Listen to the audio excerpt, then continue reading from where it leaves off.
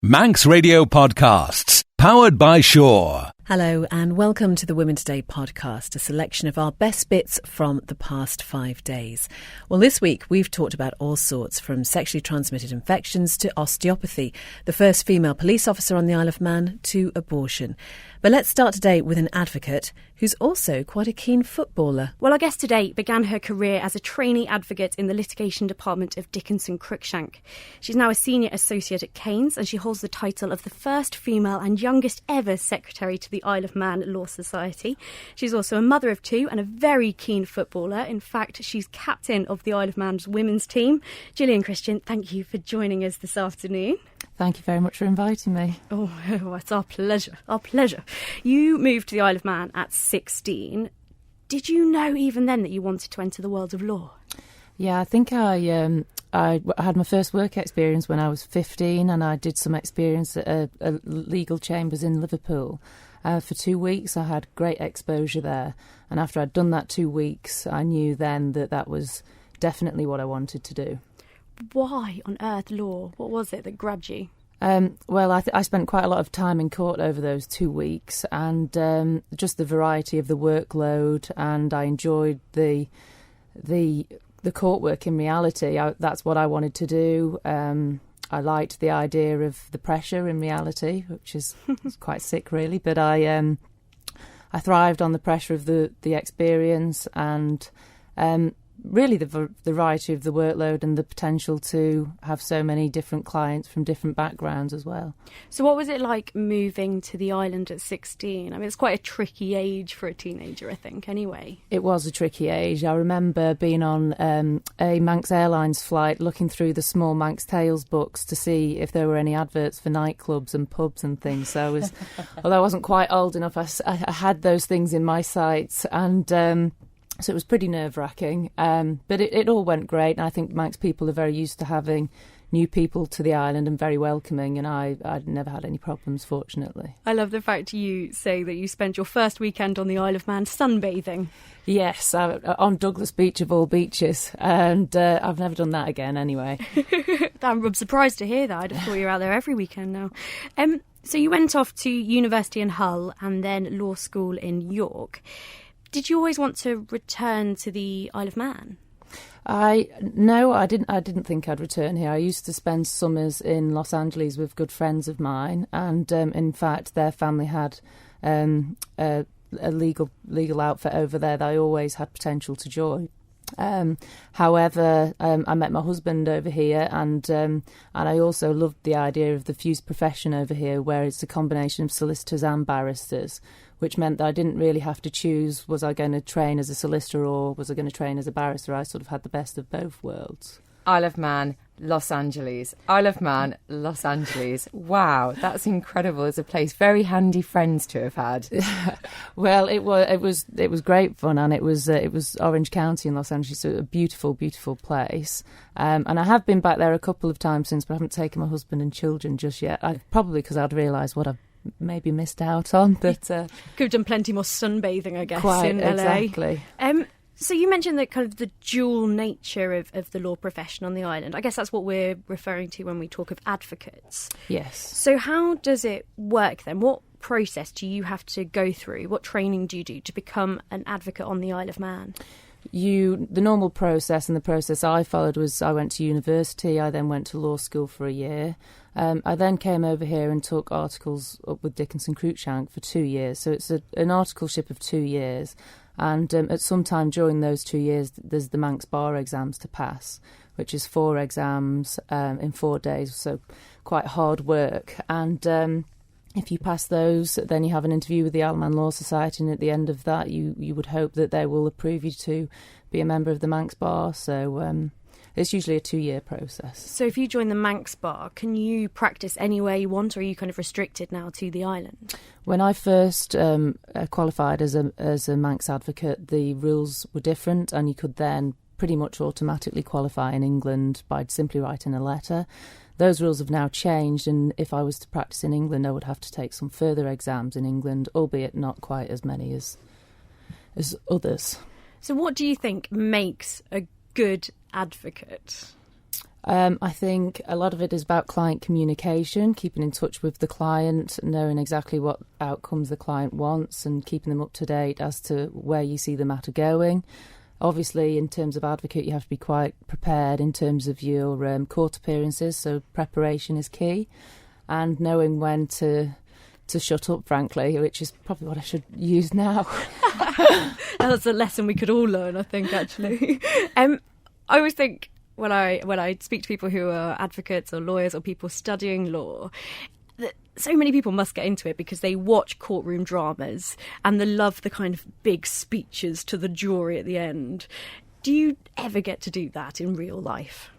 It's definitely not like it is on television, but I have to say I've had a couple of hearings recently where we've had some fun, but not to that extent. You know, we occasionally can stand up and object to something, but it's normally frowned upon and it's all fairly friendly, which I guess is probably a good thing, but not quite as exciting. But you do get to wear a wig and gown. Yes, I quite enjoy that, sadly, every now and again.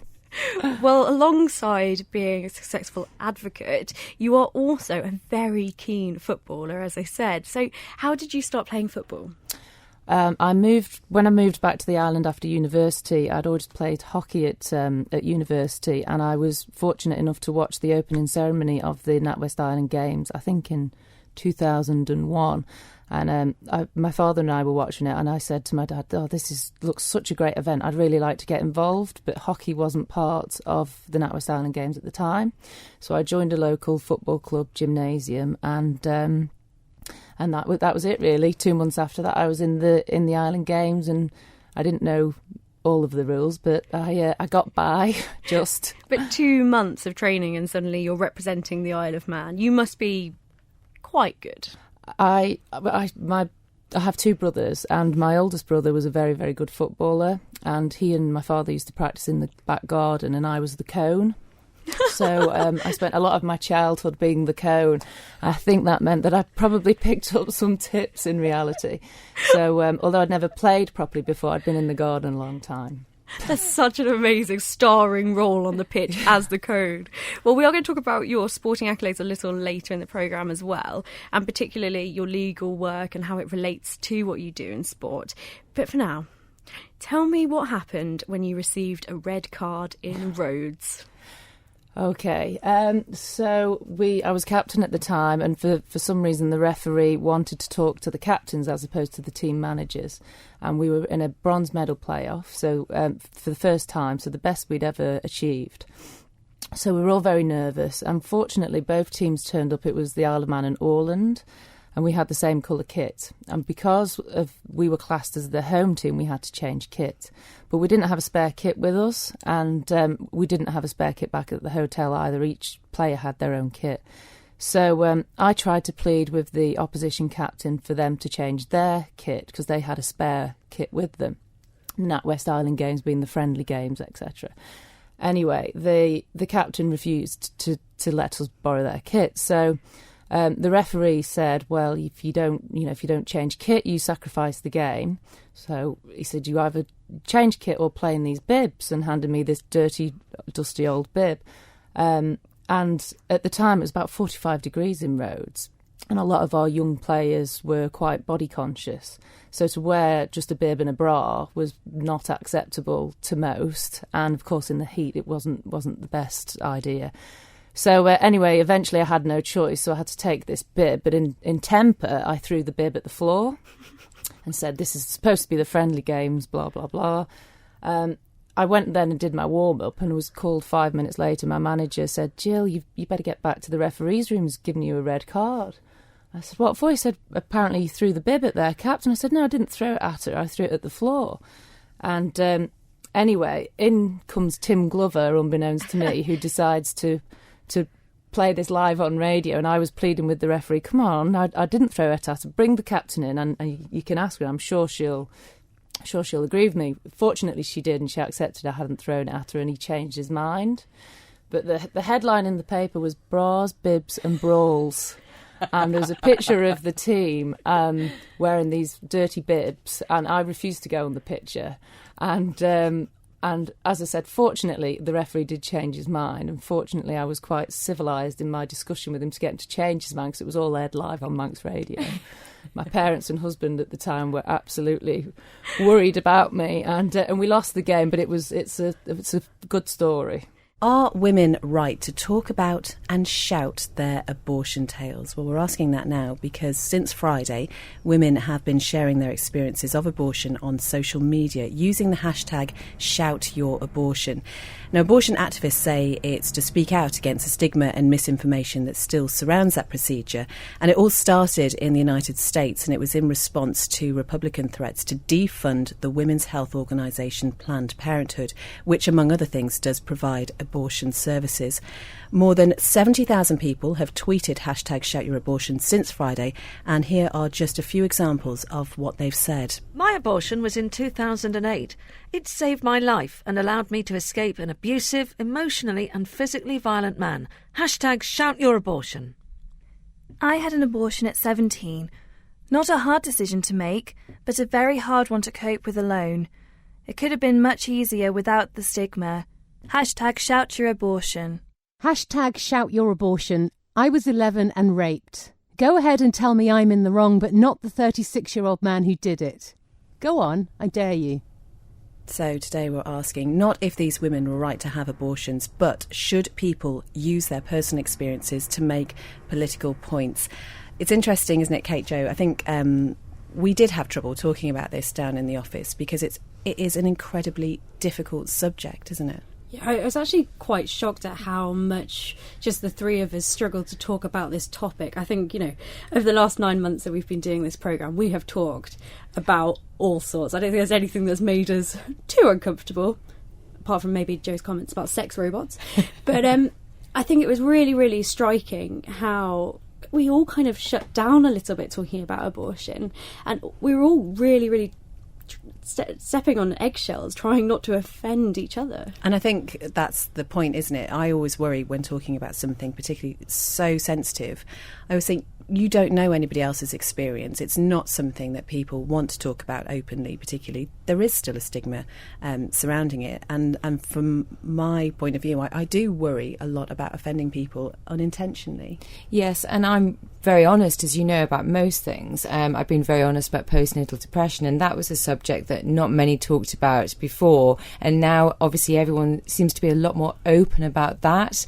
And I think we're now getting to a stage where maybe we are starting to be more open about our own personal experiences. This is one for sure that I'm not so sure I would be so open about. I think the thing about abortion as well is when, as soon as you start to talk about it, it is wrapped up in so many other parts and facets of our society. It is, of course, wrapped up with religion and politics and all these other bits of our world. As soon as we start talking about it, we're kind of treading around all of those things as well. So what do we think about this campaign then? These women using their own experiences to shout their abortion tales? I think these women are incredibly brave, firstly. But when it comes to using your personal experience to make a political point, I really think politics is personal. And I think go for it. If you have a personal experience that has got you to a decision, then yeah, you should talk about it and put it into some sort of context of why you've made that political decision. I do wonder if it would help the votes in any way in a political statement, though, because you're being quite contrary, aren't you? But then again, most political arguments are contrary anyway. But I do see that people are going to be very welcoming, I suppose, of being so open and honest. I don't know. I'm finding it, as you say, it's a difficult one to discuss. I think it's possibly one of the last things that potentially has the ability to shock people, maybe. Yeah, they're kind of I think we use this phrase far too much, but the kind of last taboo topic. But I think whenever we're talking about politics, be it from people who are standing in, trying to get into the political world, they always bring their own personal experience with it. You might hear someone saying, oh, well, I've spent 20 years as a teacher and therefore I'm really interested in education. I've got this experience. That's just part of experience as well that guides you politically. And I think when we're talking about the separation of your own personal views and politics, I don't think it can really happen, either from people who are actively making decisions or those who are going to be affected by those decisions in the long run. Sarah Gartland, do you have any thoughts on this? My only point would maybe be that whilst it's acceptable to talk about your own experiences of it, you don't know what the person you're talking to has been through. So whilst you're maybe happy with it, it could be completely against them and be really offensive. And I suppose it does have the potential also to really upset people, as you say, depending Absolutely. on their own experiences. It's a really tricky one. And we've got a comment, Kate. We do on Facebook. Susie says, don't like the phrase abortion activists, but I certainly don't think that women should be stigmatised for having had an abortion for whatever reason. It's nobody's business but their own, and if they then choose to use that experience to shame the hardline bigots passing law which promote anti-choice legislation, then that too is their business. I'd be interested to know where our government stands on abortion rights. Well, to end today's show, what we thought we'd do is we'd ask our guests, Sarah Gartland and Lisa Young from the Manx Osteopathic Clinic, for some top tips when it comes to posture and looking after ourselves. I tell you, every time I say the word posture, I do literally sit up straighter. It's like one of those, maybe I've been hypnotised. Is that what you've done, Sarah? Yeah? You hear the word posture? I might have done. Yeah. So we'll talk about some scenarios in a minute, but in terms of the way that we should just be sitting, the way we should be holding ourselves, is it just sit up straight and shoulders back and all that? Of sorts. Unfortunately, if it's sit up, shoulders back, you might be extending through your low back, which could have knock-on effects. So it's about stacking everything up so that it's correct for your spine. Oh, right. David texted in to say, young ladies used to be taught deportment at finishing school. Does that help? Absolutely, yes, it does. So we should all be wandering around with books on our head? It certainly wouldn't do any harm as long as it's a gentle book and a small book, not a real thick one. I've never actually seen anyone do that, though. I can do it. Yeah. Downstairs, competition I'll do time. it. I'll happily do it. Competition? Oh, right, I can do it. I've got a whole set of Britannica encyclopedias. That might give you a headache. We do hear all the time, Lisa, that our sedentary lives are really bad for our backs. But do you know what? Loads of people, we can't avoid the fact that we do spend most part of our day sitting at a desk. So what would you recommend to try and help with that? A lot of the time it is how your desk is set up will really change the way it will affect you. If you've got it straight, as long as you've not got... a lot of it comes down to ergonomics. It's sort of a big word, but it does come down to how you're sitting. If you're sat with possibly a lumbar support and with the screen straight ahead of you, and so you've got a bit of a support on the forearms as well, so you're not just dropping your elbows down and letting your shoulders sag. So having it almost bringing it forward, and also making sure that the mouse is not too far away. It's trying to keep it as even as possible as well, and keeping it almost straight, so you're not just leaning to one side. And should you be getting up every now and again and having a big old stretch and sort of wander around? Movement breaks is the best thing. I wish we had a camera in here, because you doing all the actions that go with it is brilliant. What about children, Sarah? What can we do to make sure that they're as healthy as possible in terms of their bones and muscles? Because a lot of them carry bags to school on one shoulder, sort of like hunched over to one side. Should we be telling them to stand up straight? Absolutely. In fact, I'm just having this with my 9-year-old at the moment, who keeps standing up and his shoulders are so round, and at the moment all he keeps hearing is shoulders. Generally with children, they will always go for a bad posture, so you need to try, if you can, to make sure that they are standing up straight. If they are carrying a heavy bag, don't let them do it on one shoulder. It needs to be a rucksack. I know that's not the cool thing to do, but I'd have a rucksack on them. Make sure both the straps are in and that they're standing up straight if you can. We talked a little bit about pregnancy earlier. Top tips during that time when your back is clearly under a lot more strain? Again, I suppose posture and heat. I found a hot bath the best thing in pregnancy. Muscles absolutely love heat. So if you are struggling, especially when pregnant, and people don't often want to be touched and they will be aching, they will be sore, hot bath. Is there anything that we should be doing at our youthful age? I'm looking around the whole room here, Jim. Yeah. Just to make sure that we avoid problems when we're older. Prevention, if you can. I would be going to yoga, Pilates, gentle exercise. I think people like to do the real heavy road running. I'm going to go and do 100 miles and then finish off. Don't stretch, don't take things back to normal. If we can try and look after our muscles as well by trying to put in some stretching, it will help. I just pointed out that you've got your legs crossed there, Sarah, and I'm always told that we should never cross our legs. So what's your thoughts on that? I've never really had a problem with people crossing their legs. I find it really, really, really comfortable. If you've got a hip problem, I might suggest that you don't. But if there's no joint problems, you can sit how you want, really, if it's comfy. And just finally, at what point, should people think, okay, I need to go and get some proper help for this?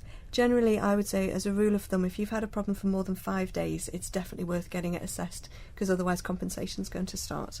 Women Today, brought to you by citywing.com for your next flight away. Last week, we received a message from the Isle of Man Constabulary which said it has been saddened by the news of the death of Margaret Corkle earlier this month.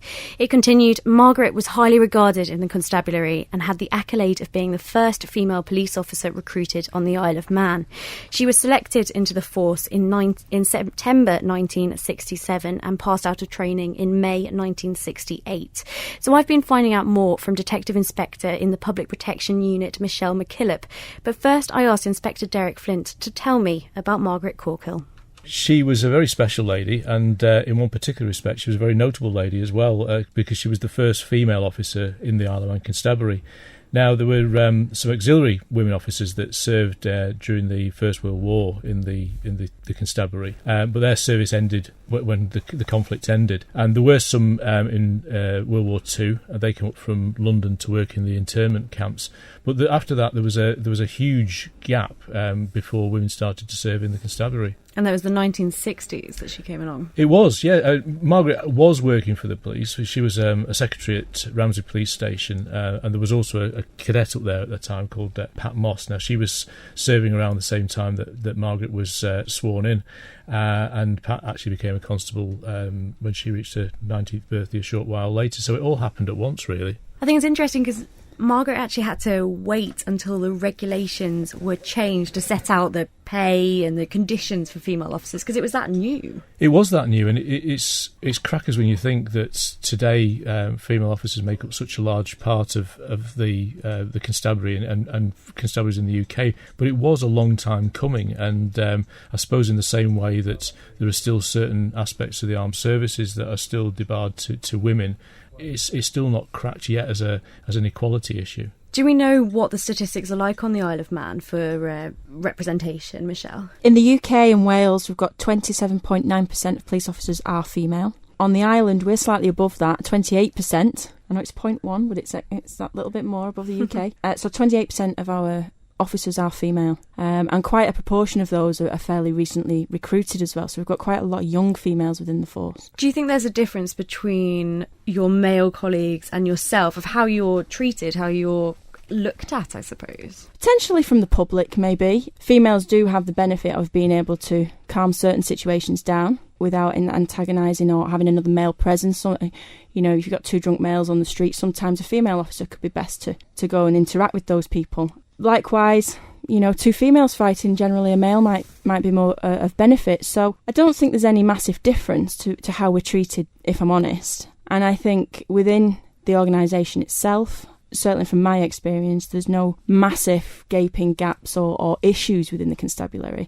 I think where the organisation do need to maybe have a look at things is where, there might not have been a thought that certain officers are female that maybe want to apply for specialist roles. So in order to do that, it would be maybe encouraging to ensure that females are accommodated within changing rooms and that sort of thing. So that's the sort of thing that I think the organisation are now aware of, and moving forward we'll be addressing these things. I think, certainly in my time, I've been with the constabulary since '98, and I ran the recruitment side of things and training for a number of years. One of the big fundamental changes when we moved to on-island training, because I certainly know I spoke to a number of potentially really good candidates back in the day when I was running that side of the business, who just couldn't handle being 15 weeks away from the family. I mean, some of them had young kids, and it just wasn't practical. It wasn't logistically an option for them. So that's helped an awful lot, and it's those subliminal things that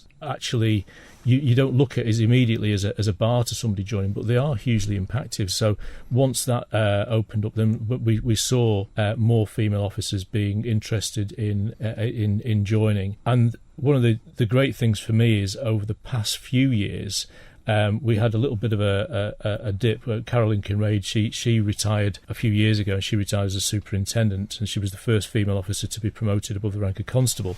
And then there was Inspector Helen Mason as well. And we had a number of years where it was just a male-oriented atmosphere above the rank of sergeant. That's now changed with Shell. We have Kath Bradley, who runs Douglas.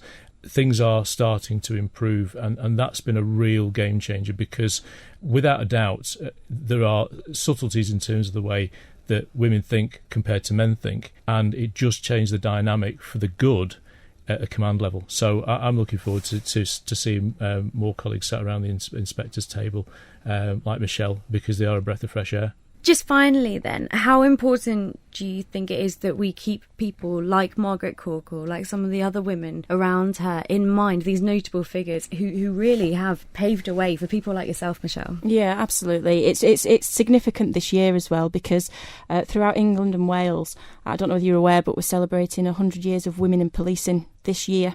And it is important that we remember these people, and it's important as well as to recognise that a lot of women who have achieved senior ranks have paved the way for the likes of myself, because I think we've got 13 inspectors within the constabulary, and 3 of those are now female. So we are moving forward and we are moving upwards, but it's a slow process, and I don't think it's through any fault or error of anybody in particular or any organisation. It's just the way it's been, and it just takes time to change these things. Do you think we'll ever have a female chief constable? I think we will. I'm sorry. Well, you joke apart. I mean, Michelle's got 15 years' service to do yet, and I've worked with Michelle for a long time. I've got an awful lot of confidence in her abilities. There are some very, very bright, very well educated women in the Isle of Man Constabulary. I think it's inevitable. Michelle McKillop and Derek Flint from the Isle of Man Constabulary talking to me there. And Chief Constable Gary Roberts says, "I had the privilege of working with Margaret. She was a kind, decent and compassionate woman who exemplified all that is good about the constabulary. She was well known, much liked and widely respected across the whole community, and I am sure that many people will have fond memories of her. Everyone in the constabulary is thinking of her family and friends at this sad time." Now, as I mentioned a little bit later on today's show, we're going to be talking about a service called Golden Memories, which basically sees the Isle of Man Alzheimer's Society and Manx National Heritage working together to encourage people with dementia and their carers to talk about their memories. Our guests are Katie King, who's the Community Outreach and Learning Support Officer for Manx National Heritage, and Susan Walker, who's a dementia support worker with the Isle of Man Alzheimer's Society. And Susan, first of all, your mum was diagnosed with Alzheimer's back in 2010. She died 3 years later. Can you just tell us what that period of your life was like? Extremely difficult. It was seeing a person who'd been very lively and energetic just fade away, because as her brain deteriorated, there was less that she could do. And towards the end, for the last month of her life, she was on end-of-life support. So she was just lying on a bed with chemicals being pumped into her, and it just wasn't the same person, and you just saw her fading away. How much did you know about Alzheimer's before that happened to her? To be quite honest, nothing. And when she was diagnosed, it was a major shock, because you'd heard the word, but you didn't know what it meant, you didn't know what was going to happen. And so it took a bit of time to get used to it. But we were put in touch with the Alzheimer's Society, and they were just brilliant. They gave us information, they introduced us to services. My mother absolutely adored going to a tea dance that they ran once a week. I never knew that she loved dancing, but we used to go there, and for about half an hour she would jig. I mean, it wasn't true dancing, but she would have a very enjoyable time. And if I wasn't watching her, she'd come and hit me on the leg and say, "You're not watching me." And so it was really incredible. I used to attend a carer support group, and that was just so brilliant, because I found I wasn't the only person living with somebody with dementia and experiencing the things that I did. And people would offer me advice as to how they had handled the same situations, and it was just so incredibly helpful. So actually, that's why I now work for the Alzheimer's Society, because they were so marvellous to me and my mum that when a job came up, I applied for it. Well, that job was the befriending manager with the Alzheimer's Society in North Somerset. You took that job up in 2012, obviously still going through it very much personally at that time. How did you find that helped you in what you were going through? It was because I could actually work with other carers and share with them my experiences, and they could share with me their experiences. But I also wanted to give back some of the help that I had been given with my mother and that she had been given. How well do you think people understand things like dementia and Alzheimer's? Unfortunately, not very well.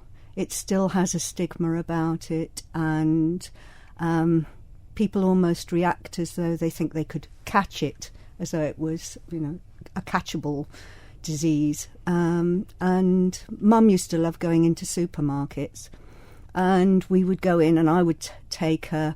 She loved buying her bottle of wine. She always headed for the wine aisle. But we'd stand in the queue at the checkout, and she would take an awful lot longer. She couldn't identify money as quickly as she had done previously. So we'd be in a queue, and people behind us would be tutting away, saying, "Can't you hurry up?" And you see those sort of reactions quite frequently, because outwardly people look quite ordinary, normal people, and the expectation is that they will react as rapidly as everybody else, but they're unable to because the processing of information takes longer. And so I just wish people would understand dementia. So I do go out and do dementia awareness sessions and hopefully help people understand. It must be something that's really hard to diagnose, because it can be a lot of the time as people are getting older, and therefore it could be just memory loss that you think it's what your family are going through. Would you say that was something that you ever thought, that maybe it's just mum's got a bit of memory loss? Or yeah, it started in that way, but then she started repeating herself. So she'd ask me a question and I'd give an answer, and 5 minutes later she'd ask exactly the same question.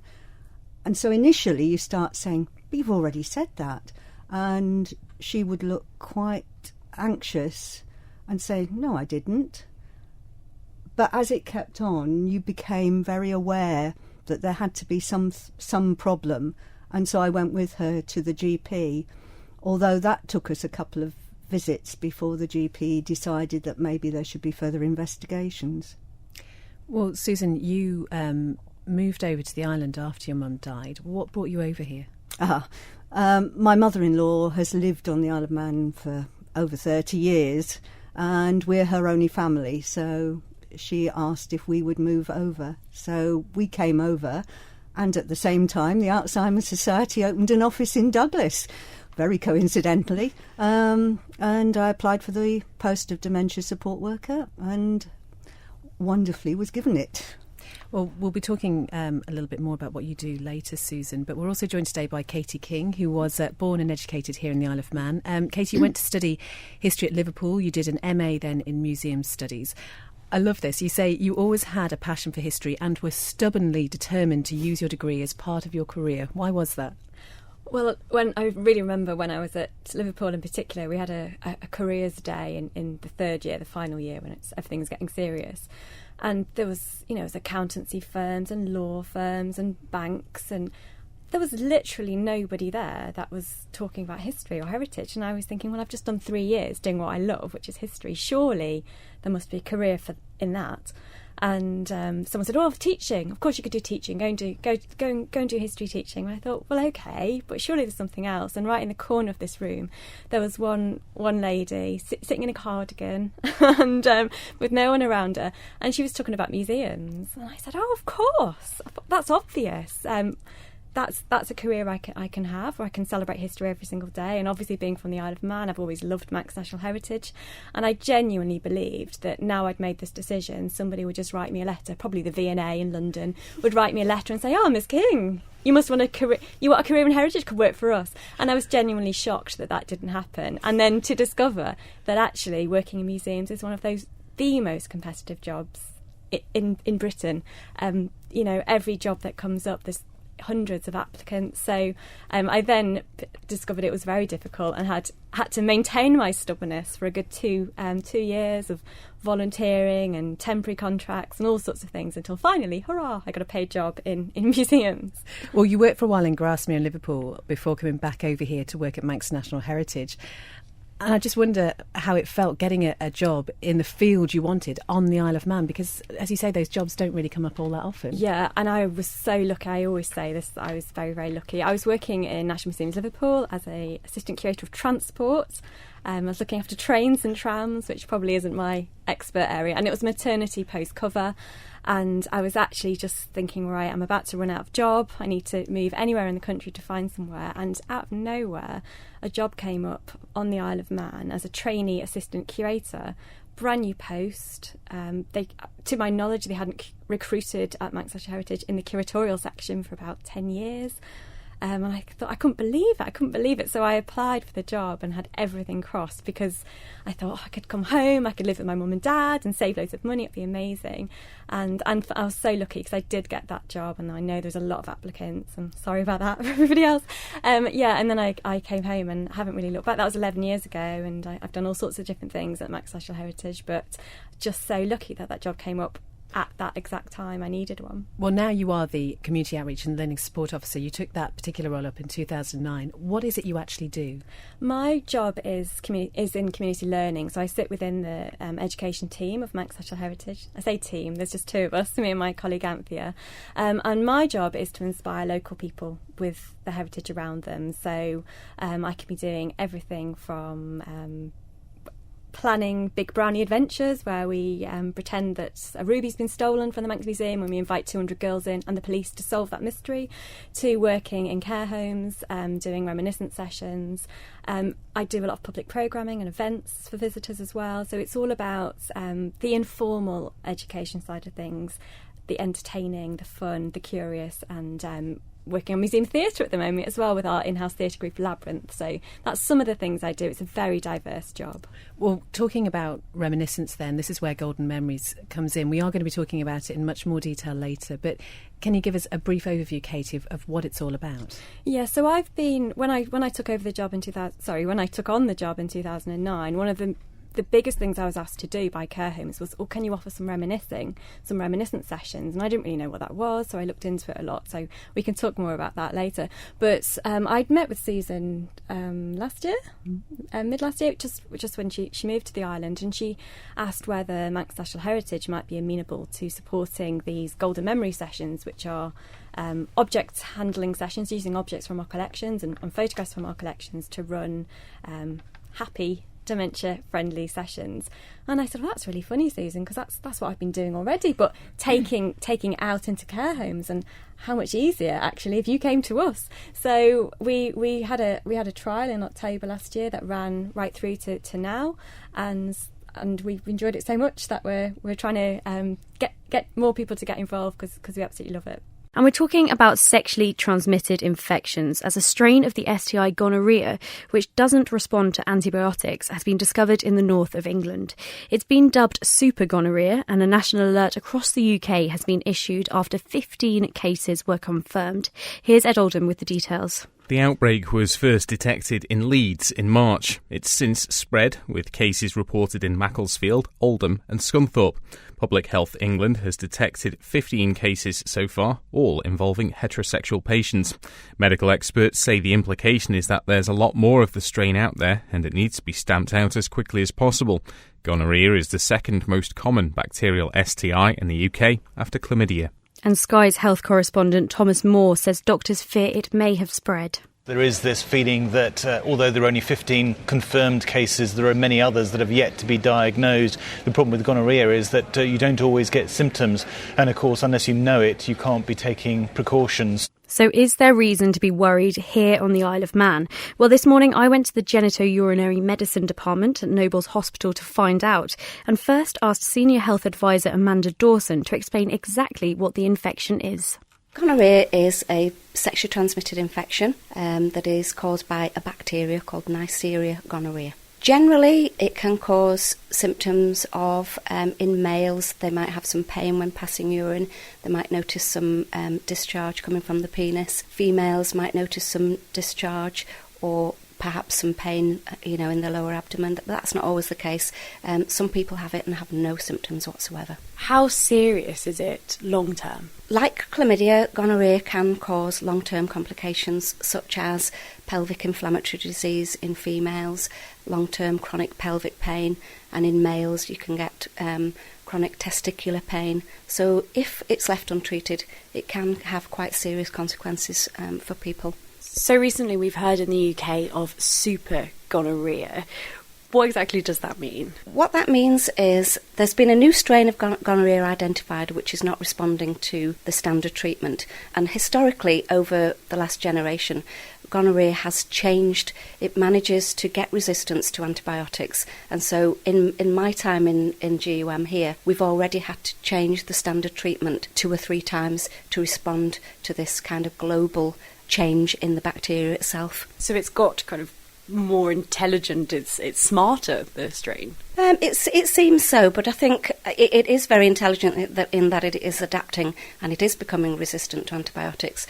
But I think what the general public need to be aware of is that in general antibiotics can be misused, they're not taken as prescribed, and that gives bacteria an opportunity to kind of change and become resistant to the antibiotics. So that's really the message. People should take antibiotics with caution and as prescribed. Have you seen any patients with super gonorrhea here on the Isle of Man? No, we haven't, but that doesn't mean it won't happen. The cases that have been identified are in the north of England. First it was in Leeds, and it's already spread across to the northwest. And the Isle of Man's quite close geographically to the northwest, and people do travel on and off island, so it's not that far away. I suppose the north of England as well is somewhere where a lot of people go off to university. We've just had Leeds Festival. It's somewhere you must see people coming in and saying they're off to Leeds quite frequently. We do. We get lots of young people who are, which is great. They come in to have a checkup before they go off to university, or they come back and have a checkup when they've been away at university. It's to be applauded, really, that young people are looking after their sexual health. It's fantastic. However, what we would say is if you're going to go away to university or you're going away to any of the festivals, please prepare yourself for going away and think about your sexual health. And we promote condom use because gonorrhea is a preventable infection. If you practice safer sex and use a condom, you are less likely to get it. I think we should make it clear it's not just, of course, young people who are at risk of getting gonorrhea. Anybody who has unprotected sex with a partner who they don't know about their sexual history or whether they've had a checkup could be at risk of gonorrhea. So we haven't seen any cases of super gonorrhea, to use that phrase, here on the Isle of Man yet. But you say that gonorrhea is on the rise. Yes, it is an infection that we used to see very little of in previous years, but in the last couple of years we've actually seen more cases than we've had. So it has arrived on the Isle of Man. If anyone is concerned about their sexual health, what should they do next? Anybody who has any concerns of their sexual health, I would say book an appointment at GUM, have a checkup. And I would like to take this opportunity to say that having a checkup is not as scary as some people think it is. We have absolutely fantastic testing now, and in most cases you don't even need to be examined. You can do, for males, it's just a simple urine test, and for females, they can take a swab themselves should they wish. There's always the option of having an examination as well. So the testing is not as scary, and the staff here are absolutely fantastic. They're all used to people who are terrified, embarrassed, all the things that people have said to us over the years. Very skilled professionals who would make them feel at ease. And of course, anonymity is a big concern here on the Isle of Man. I think anyone who comes in here would be worried they might possibly bump into someone they know, but that's something that you guys take really seriously as well. We do. Confidentiality is the cornerstone of all of our work. We wouldn't be able to function if we didn't protect people's confidentiality. We can't do anything about who they might know in the waiting room, but what we do say to all of our patients, anybody who's sat in that waiting room, you don't know why they're there. They might be there because of somebody else's actions, not their own. They might be there with their partners, just being very responsible and having a check-up. And what we say is the people that are in the waiting room are the responsible people. It's the ones that we don't reach, that don't come to the clinic, that we're trying to reach out to encourage them to come in. Where can we find more information online? There is a website called Crash Test Tim, which is a local website, and we were asked to do a feature on sexual health on that website. And I would say have a look at it. It gives a virtual tour of the department. There's frequently asked questions. There's also a live forum for asking questions, so you can put in a question anonymously and an expert would give you an answer through that website. So it's a great resource, especially for young people, anybody at school. There's lots and lots of information on there about all different conditions, and there's our contact details on there as well if people want to make an appointment. Senior Health Advisor Amanda Dawson from Nobles Hospital's Gum Clinic speaking to me there. And that website again is crashtest.im. Thanks as always to our amazing guests. And as ever, it's never too late for you to get involved. Head over to Facebook, find the Women Today Facebook page, and you can comment there, or you can follow us at MR Women Today on Twitter. And you can listen again to the full programmes on manxradio.com or join us every weekday live from just after 2 o'clock. Don't sit in the slow lane. Join the fast lane right now with Shaw's all-new Superfast Plus broadband. Enjoy more bandwidth, amazing speeds and the best value on the island from just £23.95 per month. So don't be left behind. Get a piece of the high-speed action with Superfast Plus broadband from Shaw. For details, visit our stores in Douglas, Ramsey and Port Erin or click shaw.com. Love being Shaw. Terms and conditions apply.